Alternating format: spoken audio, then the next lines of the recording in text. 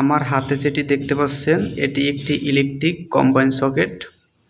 এই সকেটটি সম্পর্কে আমরা সবাই কম বেশি অবগত আছি। এটির মাধ্যমে আমাদের ইলেকট্রিক যত ধরনের ডিভাইস যেমন ফ্রিজ, রাইস কুকার, ব্লেন্ডার, যত ধরনের ইলেকট্রিক ডিভাইস আছে আমরা এই সকেটের মাধ্যমে ব্যবহার করে থাকি।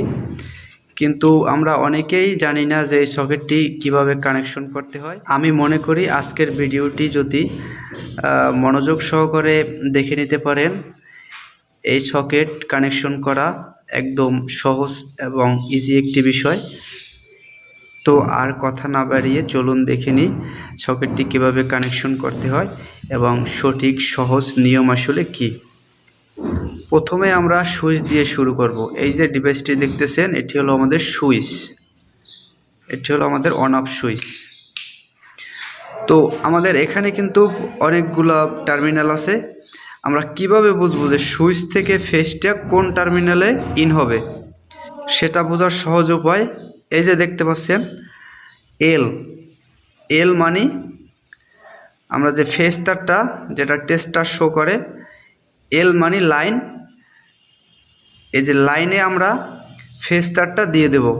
আর এই যে দেখতে পাচ্ছেন এন হলো নিউট্রাল। আমরা বৈদ্যুতিক যে ব্ল্যাক তারটা, যেটা দিয়ে ব্ল্যাক তার দিয়ে আমরা নিউট্রাল সচরাচর ব্যবহার করি, তো এনে আমরা নিউট্রাল দিয়ে দেব। বাকি থাকলো আর একটি টার্মিনাল। এই যে এই চিহ্নটা দ্বারা কি বোঝাচ্ছে, এই চিহ্নটা হলো আরই মানে আর্থিং।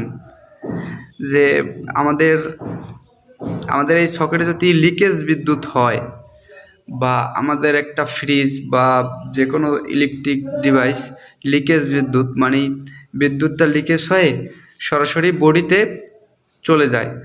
তো বডিতে যদি লিকেজ বিদ্যুৎ থাকে তাহলে যে কোনো মানুষ ওইটা হাত দিয়ে টাচ করলে বিদ্যুতের শক খেয়ে মারা যেতে পারে বা যে কোনো ধরনের দুর্ঘটনা ঘটতে পারে। তো সেই লিকেজ বিদ্যুৎটা এই যে আরই মানে আর্থিং তার দিয়ে সরাসরি মাটিতে চলে যায়। তো এটা হলো আর্থিং পয়েন্ট।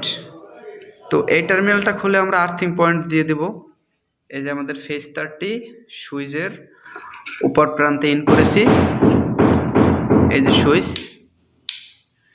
সুইচের উপর প্রান্ত থেকে ইন হয়ে নিচ প্রান্ত থেকে আউট হয়ে এই যে এল লেখা যে চিহ্নটি, এল লেখা ওই টার্মিনালে আমরা দিয়েছি। আর এই যে এন লেখা যে প্রান্তটি সেখানে আমরা নিউট্রাল দিয়ে দিয়েছি। আর এই যে আরই যে চিহ্নটা সেখানে আমরা সবুজ আর্থিং তারটি দিয়ে দিয়েছি। তো এই হলো আমাদের কম্বাইন্ড সকেট কানেকশন সিস্টেম। ভিডিওটির বিষয়ে যে কোনো ধরনের মতামত কমেন্টের মাধ্যমে জানিয়ে যাবেন। চ্যানেলটি সাবস্ক্রাইব করে আমাদের সাথেই থাকুন। তো আজকের এই পর্যন্ত, ভালো থাকবেন, সুস্থ থাকবেন, আল্লাহ হাফেজ।